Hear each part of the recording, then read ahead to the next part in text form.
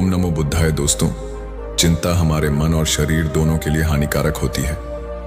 भगवान बुद्ध कहते थे, जो हुआ है उसे स्वीकार करो, जो हो सकता है उस पर काम करो, और जो तुम्हारे हाथ में नहीं है उसकी चिंता मत करो। चिंता से समस्या का समाधान नहीं होता, बल्कि यह हमारी ऊर्जा और मन की शांति को छीन लेती है। यह ऐसा है जैसे हम जहर पीकर दूसरे के मरने की उम्मीद करें। जीवन अनमोल है, इसे व्यर्थ की चिंताओं में न गंवाएं।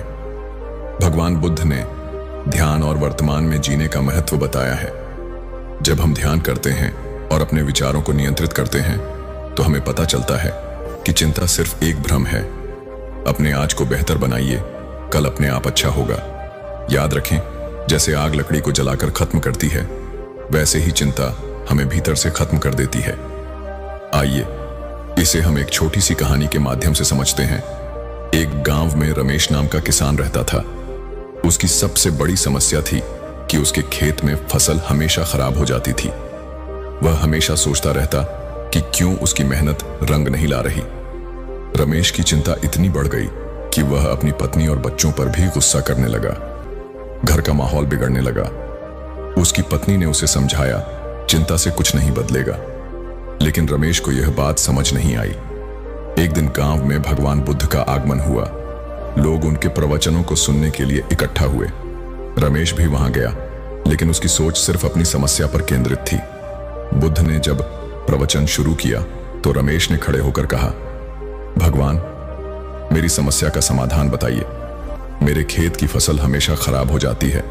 मैं दिन रात मेहनत करता हूं, फिर भी कुछ नहीं होता। बुद्ध मुस्कुराए और बोले, रमेश, तुम्हारी समस्या केवल फसल नहीं है। तुम्हारी समस्या यह है कि तुम समस्या को अपनी सोच पर हावी होने दे रहे हो। रमेश ने कहा, लेकिन मैं अपनी फसल की चिंता कैसे ना करूं? यह मेरी जीविका है। बुद्ध ने जवाब दिया, मैं तुम्हें एक बीज दूंगा, इसे बो और देखो कि क्या होता है। बुद्ध ने रमेश को एक छोटा सा बीज दिया और कहा, इस बीज को बोने से पहले तुम्हें अपने सभी बुरे विचारों को त्यागना होगा। केवल शांति और सकारात्मकता के साथ इसे पानी देना होगा।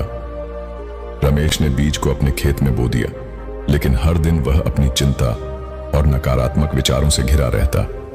जब भी वह बीज को देखने जाता, वह कमजोर दिखता। रमेश को समझ आया कि उसकी चिंता और क्रोध बीज को प्रभावित कर रहे हैं। उसने बुद्ध की बातों पर ध्यान दिया और शांत रहना शुरू किया। धीरे धीरे रमेश ने ध्यान लगाना शुरू किया और सकारात्मक विचारों को अपनाया। उसने बीज को बिना चिंता किए पानी देना शुरू किया। कुछ महीनों बाद बीज से एक मजबूत और स्वस्थ पौधा निकला। रमेश यह देखकर हैरान था। रमेश बुद्ध के पास गया और कहा, भगवान, यह पौधा कैसे इतना स्वस्थ हुआ?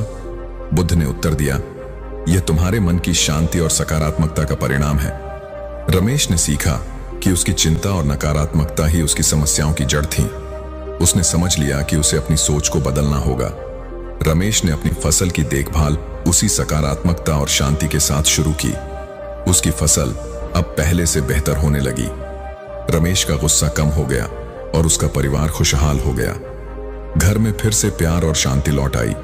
गांव के लोग रमेश के इस बदलाव को देखकर आश्चर्यचकित थे। उन्होंने भी बुद्ध के उपदेशों को अपनाना शुरू किया।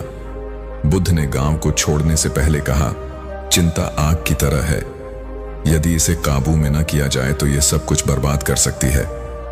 रमेश ने अपनी कहानी गांव वालों को सुनाई। उसने कहा, अगर मैं अपनी चिंता पर काबू न पाता तो मैं अपने परिवार और खेत दोनों को खो देता। कहानी की सीख।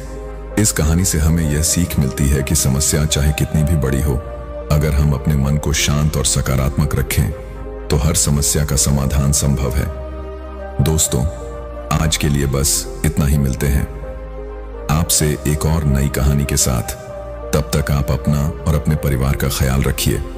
धन्यवाद।